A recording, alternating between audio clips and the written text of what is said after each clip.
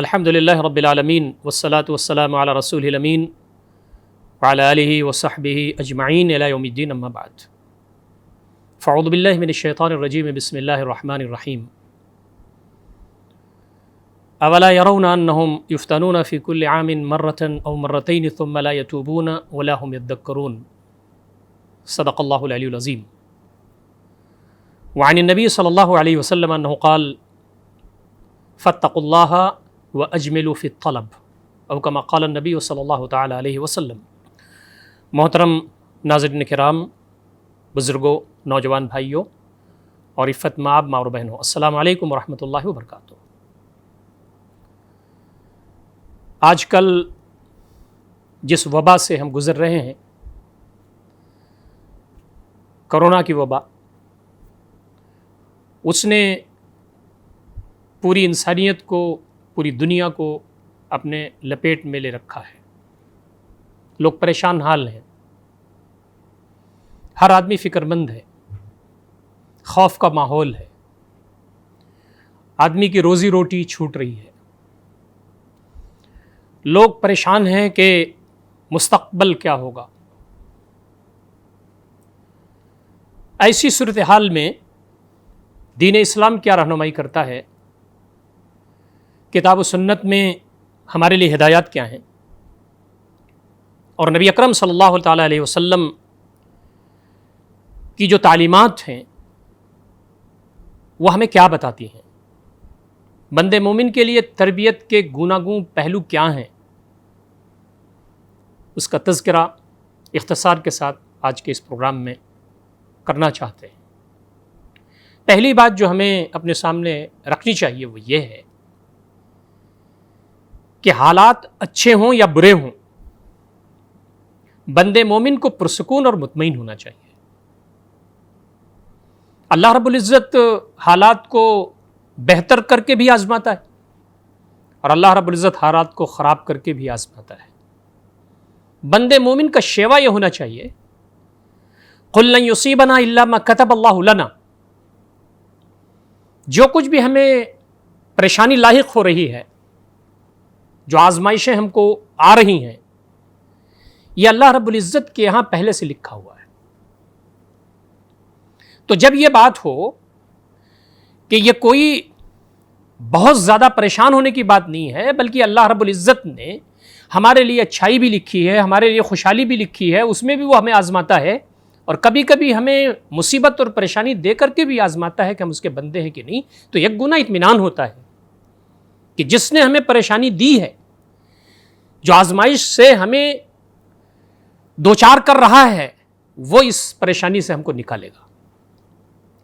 تو یہاں تربیت کا ایک بڑا نقطہ یہ ہے کہ جس کے دل میں ایمان ہے، جو اللہ رب العزت پہ ایمان رکھتا ہے، جو اللہ رب العزت کی وحدانیت، اللہ کی قدرت، اس کی عظمت، اس کے جلال پر جسے یقین ہے، وہ مطمئن ہوتا ہے کہ یہ جو آزمائش آئی ہے، یہ جو وبا آئی ہے، یہ انشاءاللہ العزیز اللہ رب العزت ایک دن اس کو دور فرما دیں گے۔ اسی لیے نبی اکرم صلی اللہ علیہ وسلم نے حدیث پاک میں فرمایا، وَرْضَ بِمَا قَسَمَ اللَّهُ لَكَ تَكُنْ أَغْنَى النَّاسِ۔ اللہ رب العزت نے تمہارے لیے جو چیز طے کر دی ہے، اس پر تم خوش رہو، تم پوری دنیا میں سب سے بے نیاز ہو جاؤ گے۔ تو آج کا پہلا تربیتی نقطہ یہ ہے کہ حالات کتنے بھی سخت کیوں نہ ہوں، وبا پھیل رہی ہے، لوگ پریشان حال ہیں، بندے مومن کو احتیاطی تدابیر اختیار کرنا چاہیے، ہاتھ پاؤں مارنا چاہیے، کتاب و سنت کی جو تعلیمات آزمائش کے موقع پر ہیں اسے اختیار کرنا چاہیے، لیکن اطمینان اس بات کا اسے ہونا چاہیے کہ اللہ رب العزت اس کے ساتھ ہے، اور جو مصیبتوں سے، پریشانیوں سے جو ہم اس وقت ہمکنار ہیں اور اس سے جوجھ رہے ہیں، انشاءاللہ العزیز وحدہ لا شریک کی جو ذات گرامی ہے وہ ہم کو پریشانیوں سے نکالے گی۔ دوسری بات اور دوسرا نقطہ یہ ہے کہ اللہ رب العزت کی ایک کائنات ہے، بندے اللہ تعالیٰ کی طرف آئیں، پلٹیں، یکسو ہوں، جھکیں، انابت ہو اللہ رب العزت کی طرف، اس کے لیے اللہ رب العزت سال میں ایک بار یا دو بار جھٹکے دیتے ہیں، یاد دہانی فرماتے ہیں۔ اولا يرون انہم یفتنون فی کل عام مرۃ او مرتین ثم لا یتوبون ولا هم یذکرون، کیا وہ دیکھتے نہیں ہیں کہ سال میں ان کو ایک مرتبہ یا دو مرتبہ جھٹکا دیا جاتا ہے، آزمایا جاتا ہے، پھر نہ تو وہ اللہ تعالیٰ کی طرف توبہ کرتے ہیں، نہ اس کی طرف پلٹتے ہیں، اور نہ یاد دہانی حاصل کرتے ہیں۔ تو اللہ رب العزت کی اس کائنات میں اللہ تعالیٰ کی سنت یہ ہے کہ اللہ رب العزت آزماتا ہے سال میں ایک بار دو بار مختلف حیثیتوں سے، آسمانی سلطانی مصیبتوں کے ذریعے، زلزلوں کے ذریعے، قحط کے ذریعے، وبا کے ذریعے، پریشانیوں کے ذریعے، تاکہ بندے اس کی طرف یکسو ہوں، بندے اس کی طرف پلٹیں، بندے یاد دہانی حاصل کریں۔ بندے مومن کے لیے اس میں درس نصیحت اور عبرت اور تربیت یہ ہے کہ وہ اللہ رب العزت کی طرف پلٹے۔ یہ اللہ رب العزت کی جو آزمائش ہے اس کی طرف سے جو یہ چیز آئی ہوئی ہے، یہ ہم تمام کو اللہ تعالیٰ کی طرف پلٹنے کا موقع دیتی ہے۔ اولا یرون انہم یفتنون فی کل عام مرۃ او مرتین ثم لا یتوبون ولا هم یذکرون۔ بعض بھائی ہمارے یہ بات کہہ رہے ہیں، سوشل میڈیا پر بہت ساری چیزیں آ رہی ہیں، مقالے لکھ رہے ہیں، ریسرچ ہو رہا ہے کہ یہ وبا اللہ رب العزت کی طرف سے آئی ہوئی نہیں ہے بلکہ پیدا کی ہوئی ہے لوگوں کی طرف سے، اور یہ آزمائش اللہ تعالیٰ کی طرف سے نہیں ہے بلکہ لوگوں کی طرف سے لائی ہوئی سازش ہے۔ یہ ایک علمی نکتہ ہے، اس پر گفتگو ہوگی، بات ہوگی، آئندہ کے دنوں میں بات ثابت ہوگی، لیکن یہ بات ہمیں یاد رکھنا چاہیے کہ آزمائش چاہے اللہ تعالیٰ کی طرف سے ہو یا بندوں کی پیدا کی ہوئی ہو، اللہ رب العزت سے نجات دینے والا ہے، اور اگر یہ بندوں کی طرف سے ہے تو اللہ رب العزت اپنے بندوں سے بدلہ لینے کے لیے کافی ہے، ہم مجرمین سے انتقام لینے کے لیے کافی ہیں۔ تیسرا نکتہ جو ہمیں اپنے سامنے رکھنا چاہیے اس وبا کے موقع پر وہ یہ ہے کہ یہ جتنی بھی پریشانیاں ہمیں لاحق ہوتی ہیں اس کے ذریعے سے ہمارے گناہ جھڑتے ہیں، اللہ رب العزت کے قریب ہم ہوتے ہیں، اور اللہ رب العزت ہمارے گناہوں کو جھاڑ کر کے ان کو حسنات میں تبدیل فرما دیتا ہے۔ نبی اکرم صلی اللہ علیہ وسلم کی بہت مشہور حدیث آپ فرماتے ہیں، ما اصاب المسلم من ہم ولا غم ولا نصب ولا وصب ولا اذن حتى الشوکہ الا کفر اللہ بها من خطایاہ۔ مسلمان کو کوئی غم، کوئی تکلیف، کوئی پریشانی، کوئی تھکان، کوئی بیماری، یہاں تک کہ اس کے تلوے میں کانٹا بھی چبھتا ہے تو اللہ رب العزت اس کے ذریعے اس کے گناہوں کو معاف فرما دیتے ہیں۔ عظیم بات ہے یہ۔ جو بہت سارے دوسرے لوگ ہیں جو دین اسلام کو نہیں مانتے، مختلف مذاہب کے ماننے والے ہیں، ملحدین ہیں، اللہ کا انکار کرنے والے ہیں، دنیا ان کے لیے تاریک ہے، بہت خوف میں ہے، دہشت میں ہے، وہ بات کرتے ہوئے پریشان ہے، گھر سے نکلتے ہوئے پریشان ہے، اور ان کے لیے کوئی زندگی کا کوئی صاف ستھرا کوئی تصور نہیں ہے ان کے پاس، اس بیماری کے بارے میں کوئی تصور نہیں ہے ان کے پاس، اس سے نکلنے کا کوئی ان کے پاس ذریعہ نہیں ہے، پریشان حال ہیں، وہ دہشت میں ہیں۔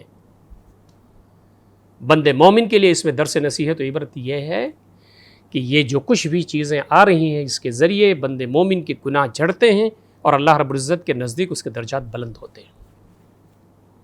تو ہمیں اللہ رب العزت سے یہ امید رکھنی ہے کہ اس وقت جو پریشانی ہمیں آئی ہوئی ہے انشاءاللہ العزیز اس سے ہمارے درجات بلند ہوں گے۔ یہ بیماری تو ہے، یہ بیماری ہی تو ہے، آدمی کو وائرس لگ جاتا ہے اور اس کے بعد وہ بیمار ہو جاتا ہے، اسپتال میں ایڈمٹ ہو جاتا ہے، تو فرمایا کوئی بیماری بھی تم کو لگتی ہے تو اس کا ثواب تمہیں ملتا ہے، اور شفا دینے والا کون ہے؟ فَإِذَا مَرِضْتُ فَهُوَ يَشْفِينِ، جب میں بیمار ہو جاتا ہوں تو شفا دینے والا وہ ہے۔ بندے مومن کے لیے حوصلہ ہے، امنگ ہے، جذبہ ہے، زندگی میں کچھ کر گزرنے کا ویژن ہے، اللہ رب العزت سے اس کا تعلق ہے۔ بلدۃ طیبۃ ورب الغفور، اس کی نعمتیں ہیں، پوری کائنات نعمتوں سے بھری ہوئی ہے، میرا شکر ادا کرو، اور ایسا رب تمہیں میسر ہے جو تمہاری غلطیوں پر تمہاری مغفرت فرمانے والا ہے۔ چوتھی چیز جو بہت اہم ہے تربیتی نقطہ نظر سے وہ یہ ہے کہ بہت سارے لوگ اس کو عذاب الہی کہہ رہے ہیں۔ عذاب بندے مومن کے لیے نہیں ہوتا، مشرک کے لیے ہوتا ہے، کافر کے لیے ہوتا ہے، منافق کے لیے ہوتا ہے، اللہ کے دشمنوں کے لیے ہوتا ہے، طاغوت کے علمبرداروں کے لیے ہوتا ہے۔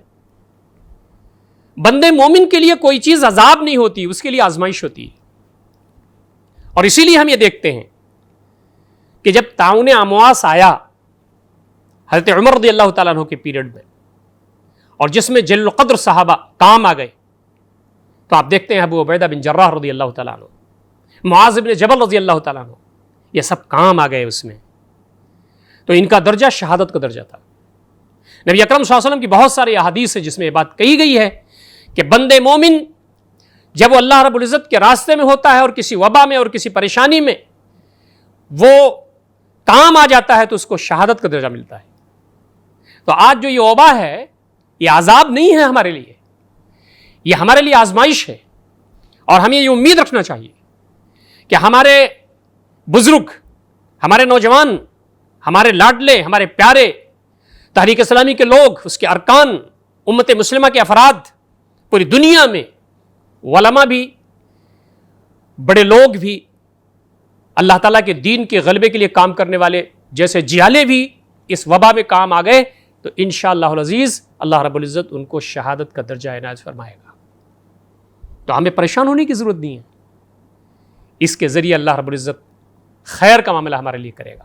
بہت ساری پریشانیاں آتی ہیں، اس میں خیر کا پہلو ہوتا ہے. عسیٰ ان تکرہوا شیئا وہو خیر لکم، ہو سکتا ہے کہ تم بہت ساری چیزوں کو ناپسند کر رہے ہو اور اس میں اللہ رب العزت تمہارے لیے خیر کثیر رکھ رہا ہو. پانچویں بات جو تربیتی نقطہ نظر سے ہمیں ملتی ہے وہ یہ ہے کہ جب پریشانی آئے، آفت آئے، مصیبت آئے، بلا آئے، آزمائش آئے، وبا آئے، تو ایسے موقع پر بندے مومن کو صرف اللہ رب العزت پر بھروسہ ہی نہیں رکھنا چاہیے بلکہ احتیاطی اقدامات کرنا چاہیے. بہت سارے لوگ یہ بات کہتے ہیں کہ جناب اللہ رب العزت سے بھروسہ کرنا ہے اور ہمیں اللہ تعالیٰ کی طرف یکسو ہونا، وہ ضروری ہے، وہ اول و آخر ہے. لیکن وہی اللہ رب العزت جس نے اپنے اوپر بھروسہ کرنے کی بات کہی ہے، وہی نبی اکرم صلی اللہ علیہ وسلم جس نے اللہ تعالیٰ سے تعلق کو مضبوط کرنے، اللہ تعالیٰ کی طرف انابت، اللہ تعالیٰ کی طرف جھکنے کی تعلیمات دی ہیں، نبی اکرم صلی اللہ علیہ وسلم نے احتیاط کی بات کی ہے. کتاب و سنت میں احتیاط کی بات کہی گئی ہے. کوئی وبا آ جائے، کوئی پریشانی آ جائے تو تمہیں کیا کرنا ہے؟ احتیاطی تدابیر کرنی ہے، تمہیں بھولنا ملنا نہیں ہے، بہت زیادہ صفائی کا خیال کرنا ہے، علاج کرنا ہے اور اللہ سے دعا بھی کرنی ہے. تو کہا گیا ہے کہ تم لا تلقوا بأیدیکم الی التہلکہ، خود سے اپنے آپ کو ہلاکت میں نہ ڈالو. نبی مکرم صلی اللہ علیہ وسلم کی زندگی میں جو ساری تفصیلات ہمیں ملتی ہیں وہ یہ ہے کہ نبی اکرم صلی اللہ علیہ وسلم نے مصیبتوں سے نکلنے کے لیے اللہ رب العزت کی طرف انابت اور اللہ سے دعا کرنے کا حکم دیا ہے، وہیں پر آپ نے دعا بھی کیا، احتیاط بھی فرمائی، ساری تفصیلات بھی موجود ہیں. تو بندے مومن احتیاط جہاں تک ہو سکے کرتا ہے، اس کے بعد اللہ رب العزت پر بھروسہ کرتا ہے اور اللہ رب العزت سے دعا کرتا ہے کہ اللہ تعالیٰ اسے اس آزمائش اور سنکٹ سے نکالے. ساتویں بات یہ ہے کہ اس وقت جو ماحول چل رہا ہے اس میں دو بڑی باتیں ہیں. ایک تو خوف کا ماحول ہے اور دوسرا روزی روٹی کے چھوٹنے کا، نوکری کے چھوٹنے کا، روزی روٹی کے کم ہونے کا مسئلہ ہے. رزق کم ہو رہی ہے، کیا کھائیں گے ہم؟ دہشت کا ماحول تو ایسا ہے کہ لوگ خودکشیاں کر رہے ہیں. دہشت کا ماحول تو ایسا ہے کہ ایک دوسرے سے ملنا گوارا نہیں کرتے. دہشت کا ماحول تو ایسا ہے کہ اپنے گھر سے لوگ باہر نہیں نکل رہے ہیں. یہ اللہ کا کرم ہے کہ امت مسلمہ کے اندر وہ کیفیت نہیں ہے. ہم احتیاط تو کر رہے ہیں لیکن اتنا زیادہ خوف زدہ نہیں ہے. تو اس خوف کے اس ماحول میں اور جب نوکریاں چھوٹ رہی ہوں اور رزق تنگ ہو رہا ہو، اس ماحول میں، وبا کی اس پیریڈ میں، ان دو نقطہ نظر سے، ان دو پہلوؤں سے ہمارے لیے کیا درس عبرت و نصیحت و تربیت ہے، اس پر تھوڑی سی بات کریں گے. پہلی بات تو یہ ہے کہ یہ خوف کا ماحول اور بھوک کا ماحول، روزی کی تنگی کا ماحول، یہ بندے مومن کے لیے کوئی نئی بات نہیں ہے. اللہ رب العزت نے فرما دیا تھا کہ ہم تمہاری آزمائش تو کرنے والے ہیں. وَلَنَبْلُوَنَّكُمْ بِشَيْءٍ مِّنَ الْخَوْفِ وَالْجُوعِ وَنَقْصٍ مِّنَ الْأَمْوَالِ وَالْأَنفُسِ وَالثَّمَرَاتِ وَبَشِّرِ الصَّابِرِينَ. ہم آزمائیں گے، تمہاری آزمائش ہم کریں گے خوف کے ذریعے، بھوک کے ذریعے، روزی میں کمی کے ذریعے، پھلوں میں کمی کے ذریعے، تمہارے مال کو کم کر کے، تمہاری جانوں کو کم کر کے. یہ آزمائش اللہ تعالیٰ کی طرف سے آنے والی ہے، اس کا تو اللہ رب العزت نے پہلے سے بتا دیا ہے. آزمائش ہم کر کے رہیں گے تاکہ ہم دیکھ لیں کہ ہم پر ایمان لانے والے کون ہیں، ہماری طرف یکسو ہونے والے کون ہیں. بھیوالا کون مچاتا ہے؟ گھبراتا کون ہے؟ پریشان کون ہوتا ہے؟ ابن تیمیہ رحمۃ اللہ علیہ نے بہت اچھی بات لکھی ہے. انہوں نے کہا ہمارا دشمن ہمارے ساتھ کیا چاہتا ہے؟ جیلوں میں ہمیں قید کرنا چاہتا ہے. جیلوں میں اگر ہمیں قید کرے گا تو اللہ رب العزت پر غور کرنے، اللہ سے تعلق کو مضبوط کرنے، اپنا احتساب کرنے، اپنے آپ کو بہتر کرنے کا ہمیں موقع ملے گا، خود احتسابی کا موقع ملے گا ہمیں. اگر دشمن ہمیں جلا وطن کرنا چاہتا ہے تو سیاحت کی زندگی ہم گزاریں گے. زمین میں اللہ رب العزت کی جو نشانیاں ہیں اسے دیکھ کر کے اللہ رب العزت کے دین پر ہمارا یقین مضبوط ہوگا. اور اگر وہ ہمیں قتل کر دیتا ہے تو شہادت کی زندگی ہمیں مل جائے گی. بندے مومن کا معاملہ کیا ہے؟ کچھ بھی تو معاملہ نہیں ہے. بندے مومن کا معاملہ تو ہر حال میں بہتر ہے. نبی اکرم صلی اللہ علیہ وسلم فرماتے ہیں عجبا لامر المومن، مومن کا معاملہ تو بہت ہی خوشکن ہے، اچھا ہے. ان اصابتہ سراء شکر فکان خیر اللہ، خوشحالی اسے ملتی ہے تو اللہ رب العزت کا شکر ادا کرتا ہے تو اس کے لیے بہتر ہے. وان اصابتہ ضراء فصبر فکان خیر اللہ، اگر اسے کچھ مصیبت آتی ہے تو اللہ رب العزت کے راستے میں صبر کرتا ہے، جمتا ہے تو اس کے لیے بہتر ہوتا ہے. تو بتایا گیا کہ جو مصیبتیں آتی ہیں وہ مصیبتیں تمہیں آئیں گی، اس میں پریشان ہونے کی بات نہیں ہے، ہم آزمائیں گے.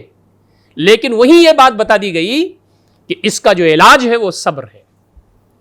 وبشر الصابرین، اے اللہ کے نبی صلی اللہ علیہ وسلم صبر کرنے والے کو بشارت دے دیجیے. جب خوف کا ماحول آئے تو وہ صبر کریں اور جمیں، اللہ تعالیٰ کی طرف یکسو. جب ان کے پاس جوع کا، بھوک کا، روزی کے کم ہونے کا مسئلہ آئے تو وہ صبر کریں.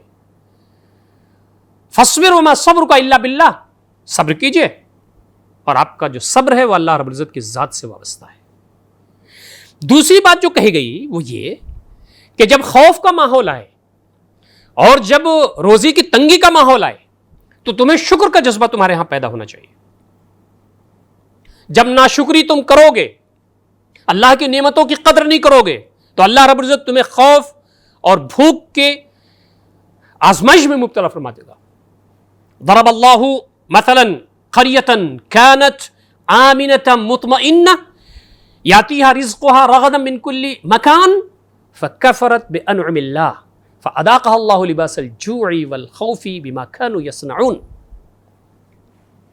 اللہ رب العزت نے ایک بستی کی مثال بیان فرمائی ہے جو امن کے ساتھ رہتی تھی، مطمئن تھی، اس کے پاس روزی وافر مقدار میں ہر طرف سے چلی آ رہی تھی، عیش کی زندگی، خوشی کی زندگی، خوشحالی کی زندگی. لیکن ہوا کیا؟ فکفرت بانعم اللہ، اس نے اللہ رب العزت کی نعمتوں کی ناشکری کی. تو جب نعمتوں کی ناشکری اس نے کی فَأَذَاقَهَا اللَّهُ لِبَاسَ الْجُوعِ وَالْخَوْفِ بِمَا كَانُوا يَصْنَعُونَ، تو اللہ رب العزت نے پھر ان کو بھوک کا یعنی روزی میں تنگی کا اور خوف کا، دہشت کا لباس پہنا دیا. لباس کہتے ہیں اس چیز کو جو ہر جگہ نظر آئے. آدمی کے اوپر جو کپڑا پہنے ہوئے وہی نظر آتا ہے، تو وہ چلتے پھرتے، اٹھتے بیٹھتے، سوتے جاگتے، ہر جگہ ان کو بس یہی تھا کہ دہشت ہی دہشت، خوف ہی خوف اور بھوک ہی بھوک. کیوں؟ انہوں نے اللہ رب العزت کی نعمتوں کی ناشکری کی. شکر گزاری عظیم چیز ہے. نقطہ جو اہم ہے اس وقت وہ یہ کہ آج کے اس خوف سے اگر ہم کو نجات حاصل کرنا ہے اور آج جو روزی میں تنگی ہو رہی ہے اس سے ہمیں بچنا ہے، خوشحالی کی طرف جانا ہے، تو اللہ رب العزت نے جو ہم تمام کو نعمتیں دی ہیں ان کی قدر کرنا ہے. نعمتیں عظیم ہیں. ان تعدوا نعمت اللہ لا تحصوها، اللہ کی نعمتوں کو اگر شمار کرو تو تم شکار نہیں کر سکتے. اور فرمایا یہ جو تمہیں کھانا ملا ہے، پانی ملا ہے، یہ جو نعمتیں گرد و پیش تمہاری ہیں، تمہارے جسم میں نعمتیں موجود ہیں، تمہیں جو اہل و عیال ملے ہوئے ہیں، یہ جو مواقع ملے ہوئے ہیں، ساری ہی ساری نعمتیں ان کی قدر کرو. قدر کرو گے تو اللہ رب العزت کبھی بھی جو شکرانے نعمت کرتا ہے اس سے وہ نعمت چھینتا نہیں ہے. تو فرمایا کہ تم اللہ رب العزت کی نعمتوں کی قدر کرو گے، اس کا شکر ادا کرو گے تو اللہ تعالیٰ تمہیں زیادہ دے گا. لئن شکرتم لازیدنکم، تم اگر شکر کی روش اپناؤ گے تو میں تمہیں اور دوں گا. اللہ رب العزت کے پاس تو زمین و آسمان کے خزانے ہیں. تو آج کے اس ماحول سے نکلنے کے لیے جو بات کہی گئی ہے وہ شکر کی بات کہی گئی ہے. اور ایک اور بات کہی گئی ہے اس ماحول سے نکلنے کے لیے، وہ ہے عبادت اور بندگی، انابت، اللہ تعالیٰ کی طرف بڑھنا۔ جب مکہ کی زندگی میں نبی اکرم صلی اللہ علیہ وآلہ وسلم نے لوگوں کو دعوت دی اور کہا کہ تم کو معلوم ہے کہ حضرت ابراہیم علیہ السلام نے یہ اللہ رب العزت کی اس گھر کو آباد کیا اور اللہ رب العزت نے اس کو حرم بنا دیا، امن بنا دیا، اور رزق تمہارے پاس آ رہی ہے، تو تمہیں کیا کرنا چاہیے تھا؟ تمہیں اللہ کی بندگی کرنی چاہیے تھی، اس اللہ رب العزت کی بندگی کرنی چاہیے تھی جس نے تم کو خوف سے امن میں تبدیل کیا، جس نے تمہاری بھوک کو مٹائی اور ساری کائنات سے تم کو روزی یہاں فراہم کی۔ اس کے بارے میں کہا گیا ہے فَلْيَعْبُدُوا رَبَّ هَذَا الْبَيْتِ الَّذِي أَطْعَمَهُم مِّن جُوعٍ وَآمَنَهُم مِّن خَوْفٍ، یہ اللہ رب العزت کی عبادت کریں جس نے ان کو خوف سے امن دیا ہے اور بھوک سے ان کو روزی عطا فرمائی ہے۔ تو ہماری جو کوشش ہونی چاہیے وہ یہی ہونی چاہیے کہ ہم آج کا جو ماحول ہے، اس ماحول سے اگر ہمیں نکلنا ہے تو صبر کرنا ہے، آج کے اس ماحول سے اگر نکلنا ہے تو شکر کرنا ہے، آج کے اس ماحول سے ہمیں نکلنا ہے تو اللہ رب العزت کی عبادت و بندگی میں آگے بڑھنا ہے۔ محترم ناظرین کرام، ایک بڑا مسئلہ آج کا روزی روٹی کا ہے۔ اللہ رب العزت کی جو آزمائش اس وقت ہے اس میں بعض لوگوں کی نوکریاں چلی گئی ہیں، بعض لوگ وداؤٹ پے ہو گئے، بعض لوگ ایسے ہیں جن کی دکانیں نہیں کھل رہی ہیں، ان کا مال نہیں بک رہا ہے، بہت سارے بیچارے جو فٹ پاتھ پر اپنے ٹھیلے لگاتے تھے آج ان کو یہ موقع نہیں ہے، لوگوں کے پاس پیسے کم ہو گئے ہیں، قوت خرید ختم ہو گئی ہے تقریباً۔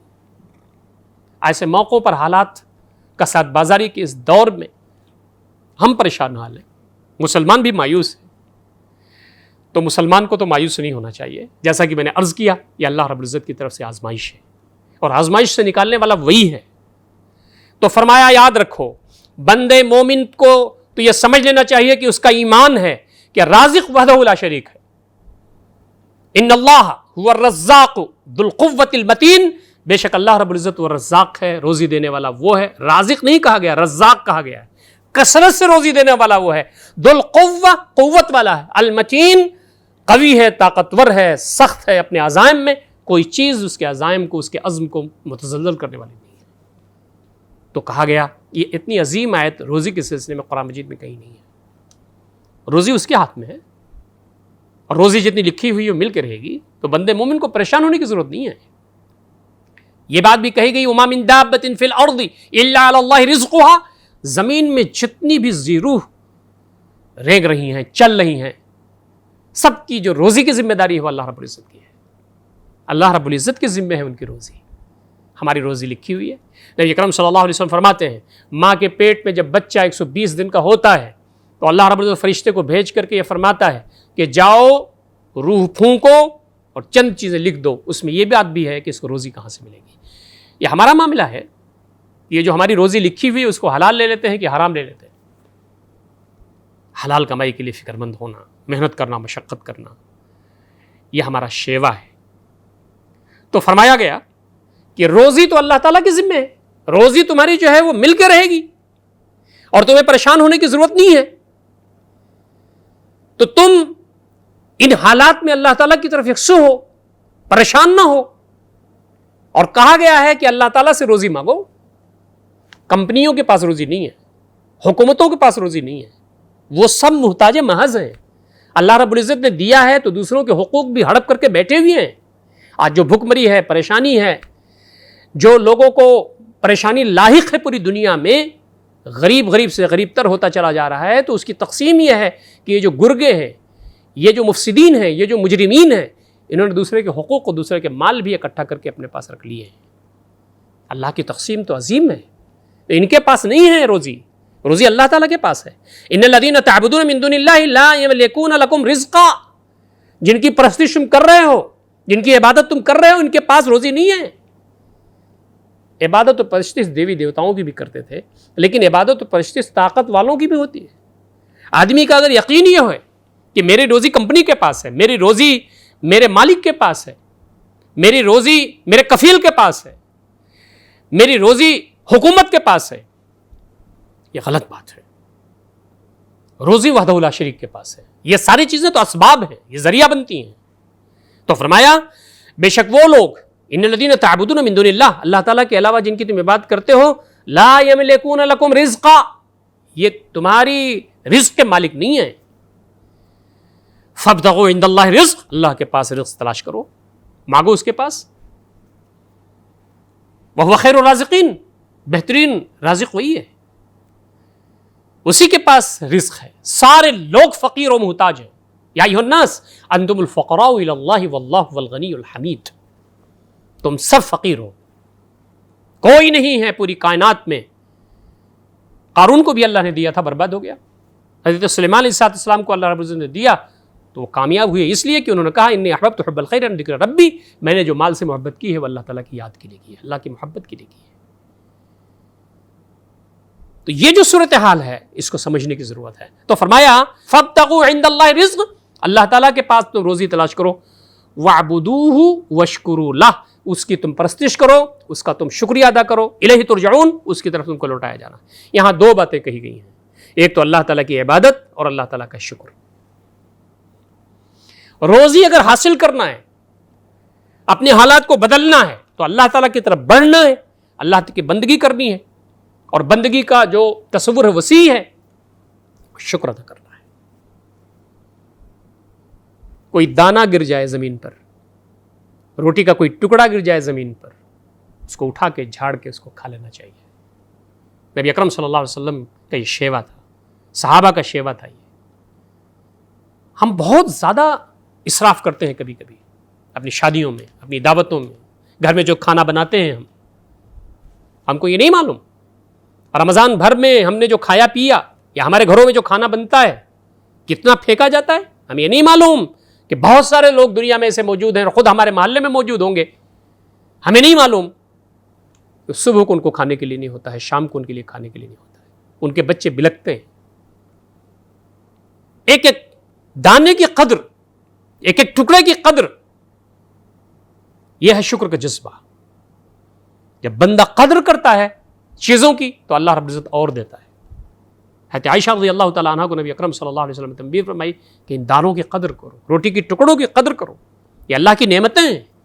جب بندہ ناقدری کرتا ہے, ناشکری کرتا ہے, تو اللہ رب العزت کی طرف سے آزمائشیں آتی ہیں. تو فرمایا کہ اللہ تعالیٰ کے پاس روزی تلاش کرو. تو کرنا کیا ہے؟ وَاعْبُدُوهُ, اس کی پرستش کرو, بندگی کرو جیسا کہ بندگی کا حق ہے. وَاشْكُرُوا لَهُ, اس کا شکر ادا کرو. دوسری جگہ یہ فرمایا گیا کہ یہ روزی کا جو سنکٹ تمہارے پاس ہے, پریشانی جو تمہارے پاس آ گئی ہے, تو اس میں تقوی اور توکل دو چیزیں بہت اہم ہیں. وَمَن يَتَّقِ اللَّهَ يَجْعَلْ لَهُ مَخْرَجًا, جو اللہ رب العزت سے ڈرتا ہے, اللہ رب العزت اس سے سنکٹ سے نکلنے کے لیے راستہ عنایت فرما دیتا ہے, ایگزٹ ڈور وہاں نکال دیتا ہے. تو تقوی ضروری ہے. آج کا جو سنکٹ ہے, معاشی کرائسس یعنی اکنامک کرائسس, معاشی بحران, اس سے اگر ہم کو نکلنا ہے تو اللہ کا تقوی اختیار کرنا ہوگا. رات کے اندھیرے میں, دن کے اجالے میں, اپنے دل کے اندر, اپنی زبان پر, جلوت میں, خلوت میں, انفرادی زندگی, اجتماعی زندگی, اپنے سارے معاملات اور تعلقات اور واجبات میں اللہ رب العزت کا تقوی اختیار کرنا. تو فرمایا وَمَن يَتَّقِ اللَّهَ يَجْعَلْ لَهُ مَخْرَجًا, جو اللہ رب العزت سے ڈرے گا, اللہ رب العزت اس کو اس سنکٹ سے نکلنے کا راستہ عنایت فرما دے گا. وَيَرْزُقْهُ مِنْ حَيْثُ لَا يَحْتَسِبْ, اور اس کو روزی وہاں سے دے گا جہاں سے اس کو گمان نہیں ہے. ہماری سیلری اتنی ہے, ہم نے انویسٹمنٹ اتنا کیا ہے, ہمارا کرایہ اتنا آتا ہے, ہمارا فلاں آتا ہے, سب بند ہو چکا ہے. لیکن ہمارا دماغ جہاں نہیں جانتا, ہمارا ذہن جہاں نہیں جاتا, روزی اللہ رب العزت وہاں سے نکال کے دیتے ہیں. اللہ پر توکل تو کر کے آدمی دیکھے, اللہ پر بھروسہ کر کے تو آدمی دیکھے, اللہ تعالیٰ کی طرف انابت تو کر کے دیکھے.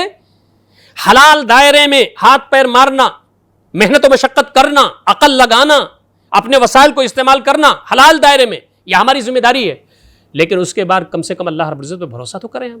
میرے مالک جو کچھ ہم کر سکتے تھے کیا, ان کوششوں میں رنگ بھرنے والا تو ہے, آزمائشوں سے نکالنے والا تو ہے, روزی میں کشادگی دینے والا تو ہے. وَمَن يَتَّقِ اللَّهَ يَجْعَلْ لَهُ مَخْرَجًا, جو اللہ رب العزت سے ڈرتا ہے اللہ رب العزت اس سے اس سنکٹ سے نکلنے کا راستہ عنایت فرماتا ہے. وَيَرْزُقْهُ مِنْ حَيْثُ لَا يَحْتَسِبُ, اور اللہ رب العزت روزی اس کو دیکھتا ہے وہاں سے جہاں اسے گمان نہیں ہوتا. اور آگے فرمایا وَمَن يَتَوَكَّلَ اللَّهِ فَهُوَ حَسْبُهُ, جو اللہ رب العزت پر بھروسہ رکھتا ہے اللہ رب العزت اس کے لیے کافی ہے. بڑے نیتا, بڑا پولیٹیشین, بہت بڑا بزنس مین,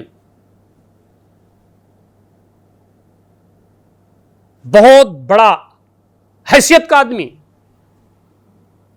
اس کے کنارے رہنے والے یہ سمجھتے ہیں کہ یہ تو بہت بڑا آدمی ہے اور یہ صاحب نے کہا ہے ہم سے کہ کوئی مسئلہ نہیں ہے, اور نواز بھی رہے ہیں, وہ مطمئن رہتا ہے.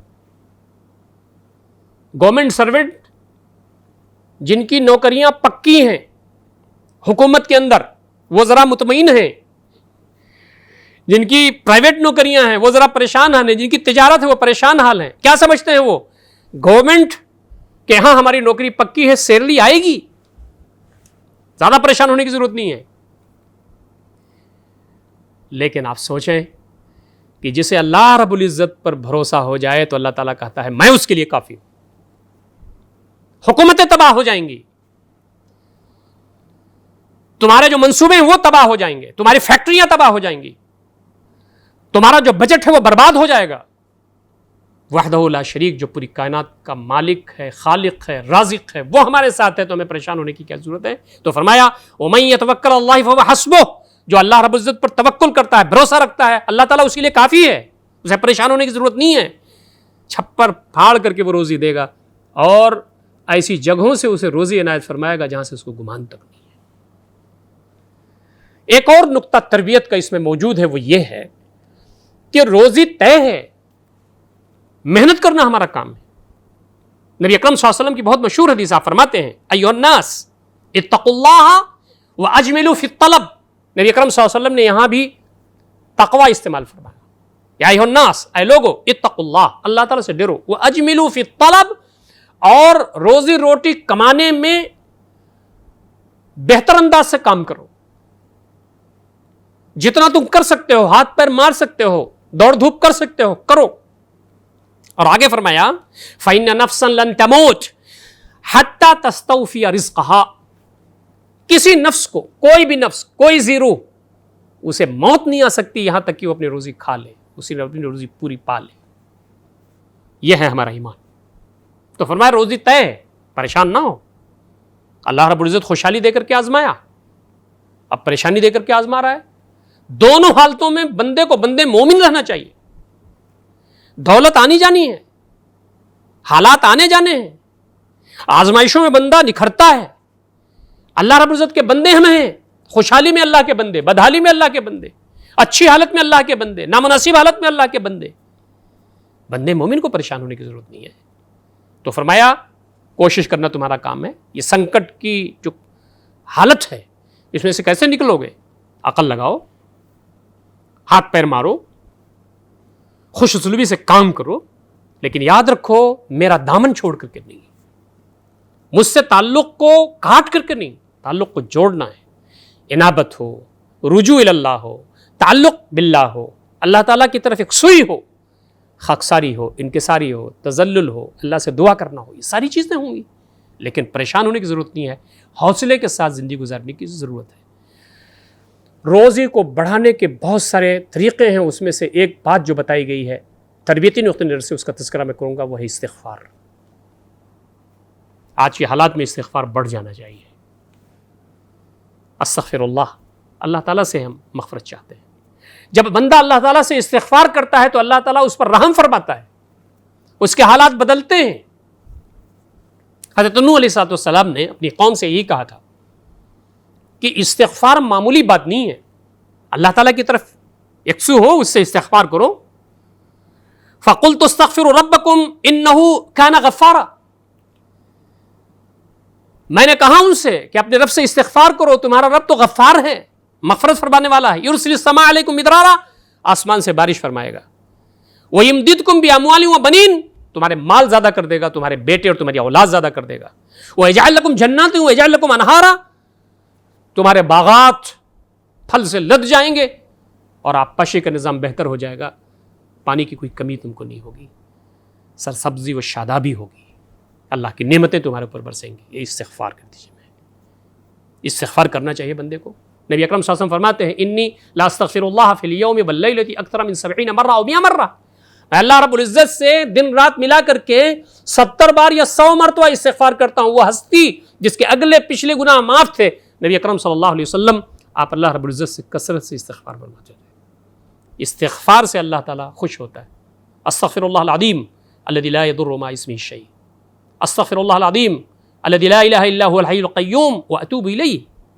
اللہ تعالیٰ کی طرف پلٹنا، استغفار کرنا، جو حی ہے، جو قیوم ہے. اور پریشان نہ ہونا چاہیے. ہم روزی روٹی کے لیے اگر ہم محنت کرتے ہیں، دوڑ دھوپ کرتے ہیں، ہاتھ پیر مارتے ہیں، ہمارے درمیان الحمدللہ ہر طرح کے لوگ موجود ہیں. ٹھیلا لگانے والے لوگ موجود ہیں، نوکری کرنے والے لوگ موجود ہیں، ٹیچرز ہیں، ڈاکٹرز ہیں، بزنس مین ہیں ہمارے پاس، اچھے عہدوں پر بھی لوگ ہیں، ہر طرح کے لوگ ہیں. محنت اور مشقت کے ساتھ جو روزی حاصل کی جاتی ہے اس کی بڑی فضیلت ہے. پریشان نہ ہوں. اور اس میں کسی قسم کی گویا کی توہین کی بات بھی نہیں ہے. نبی اکرم صلی اللہ علیہ وسلم تشریف رکھتے تھے، صحابہ کرام پروانوں کی طرح گھیرے ہوئے تھے کہ ایک آدمی کا گزر ہوا، تیز چلتا ہوا، دوڑ دھوپ کے آثار اس کے اوپر تھے. ایک صحابی نے کہا اللہ کے نبی صلی اللہ علیہ وسلم یہ جو ہمارا بھائی ہے یہ اتنا محنت کر رہا ہے، بھاگ رہا ہے، دوڑ رہا ہے، کاش کی فی سبیل اللہ ایسا دوڑتا یہ. تو نبی اکرم صلی اللہ علیہ وسلم فرمایا کہ سنو، اگر اس کی دوڑ دھوپ چھوٹے چھوٹے بچوں کی کفالت کے لیے ہے فہو فی سبیل اللہ، تو اللہ کے راستے میں ہے. اور اگر اس کی یہ دوڑ دھوپ وَإِنْ كَانَ يَسْعَى عَلَى أَبَوَيْنِ شَيْخَيْنِ كَبِيرَيْنِ فَهُوَ سَبِيلُ اللَّهِ، بوڑھے والدین کی کفالت کے لیے اگر یہ دوڑ دھوپ کر رہا ہے، روزی حاصل کر رہا ہے، تو یہ فی سبیل اللہ ہے. اور اگر اس کی یہ دوڑ دھوپ اپنے اوپر ہے، یعنی وہ کمانا چاہتا ہے تاکہ عفت کی زندگی گزار سکے، خودداری کی زندگی گزار سکے، کسی کے سامنے ہاتھ نہ پھیلائے، فَهُوَ فِي سَبِيلِ اللَّهِ، تو اللہ کے راستے میں ہو. لیکن اگر اس کی دوڑ دھوپ ریا کے لیے ہے، فخر جتانے کے لیے ہے، مباحات کے لیے ہے، فَهُوَ فِي سَبِيلِ الشَّيْطَانِ، تو وہ شیطان کے راستے میں ہے. اس حدیث سے بہت عظیم بات معلوم ہوئی، وہ یہ ہے کہ ہماری کوئی بھی دوڑ دھوپ جو معاش کے سلسلے میں ہے، اگر اس کے پیچھے بیوی بچوں کی کفالت، اس کے پیچھے ماں باپ کی کفالت، اس کے پیچھے خودداری کے ساتھ زندگی گزارنے کا جذبہ، اس کے پیچھے غربا، مساکین، یتیم، لاچار، مجبور، مستحقین اور ان کے حقوق کی ادائیگی کی فکر ہے، تو فرمایا کہ اللہ کے راستے میں یہ فی سبیل اللہ ہے، دین کا کام ہے یہ. تو پریشان ہونے کی ضرورت نہیں ہے، انشاءاللہ العزیز حالات بدلیں گے. دعا بھی ہمیں کرنا چاہیے. آج کے جو حالات ہیں اس سے ہمیں نکلنے کے لیے اللہ رب العزت سے اس کی بارگاہ میں خصوصی دعا بھی کرنا چاہیے. دعا کرنے والا جب دعا کرتا ہے تو سنکٹ سے کون نکالتا ہے اس کو؟ امن یجیب المضطر اذا دعاہ ویکشف السوء، امن یجیب المضطر اذا دعاہ ویکشف السوء. کون ہے جو پریشان حال کی دعا سنتا ہے، اس کی بنتی سنتا ہے، اور جس مصیبت میں ہے وہ مفیض مصیبت چھانٹ دیتا ہے. اللہ رب العزت جو ناگہانی چیزیں ہیں، پریشانیاں ہیں، چھانٹنے والا وہی ہے. تو اس سے مانگا جائے، اس کے سامنے بنتی کی جائے، رات میں اس کے سامنے گڑ گڑایا جائے.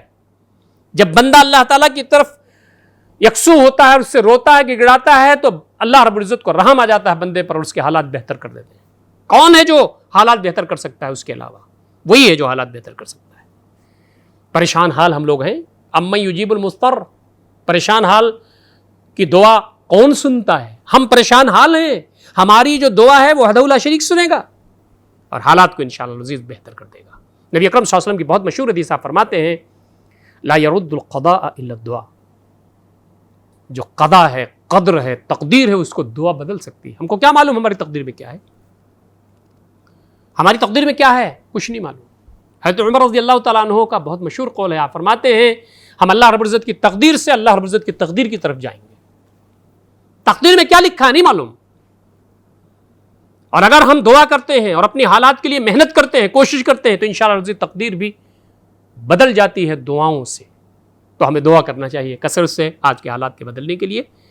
یہ کچھ اہم باتیں جو آج کے ماحول کے پیش نظر تربیتی نقطہ سے ضروری تھیں، یہ میرے لیے بھی اہم ہے اور آپ کے لیے بھی اہم ہے. چلتے چلتے میں ایک مرتبہ پھر آپ سے عرض کرنا چاہتا ہوں، شکر کا جذبہ ہمیشہ ہمارے سامنے رہنا چاہیے. اللہ کی سنت اور اس کا اصول یہ ہے کہ کوئی نعمت جب اللہ رب العزت کسی بندے کو دیتا ہے تو جب تک وہ اپنی حرکتوں سے یہ ثابت نہیں کر دیتا کہ میرے مالک میں اس کے لائق نہیں ہوں، اس وقت اللہ تعالیٰ اسے چینتا نہیں. ہم کو ہمیشہ جو نعمتیں ہمارے پاس ہیں ان کا شکر ادا کرنا چاہیے اور یہ ثابت کرنا چاہیے کہ میرے مالک جو کچھ تو نے دیا ہے وہ تیرا کرم ہے، میں اس کی قدر کرتا ہوں، اس سے نعمتیں نہیں چھینی جاتی. تو جو کچھ بھی ہمارے پاس نعمتیں ہیں اس کی قدر کیجیے. کھانے کی چیزیں ہیں، پینے کی چیزیں ہیں، اولاد ہے، مال و اسباب ہے، آج کے حالات ہیں، ساری چیزیں ہیں. اس میں اطمینان کے ساتھ ہمیں رہنا ہے، اللہ تعالیٰ سے تعلق کو مضبوط کر کے رہنا ہے، حوصلے اور جذبے کے ساتھ ہمیں رہنا ہے، لوگوں کو حوصلہ دینا ہے.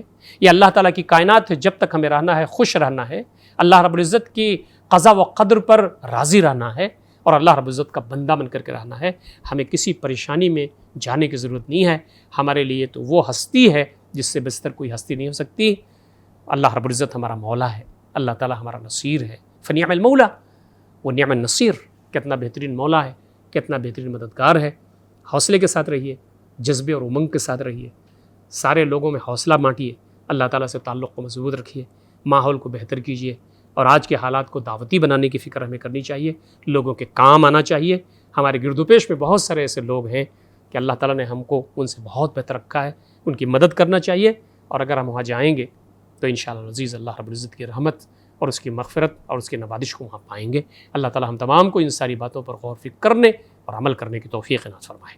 اقول قولی ھذا استغفر اللہ لی ولکم اجمعین واستغفروہ الغفور الرحیم وآخر دعوانا الحمد للہ رب العالمین والسلام علیکم ورحمۃ اللہ وبرکاتہ.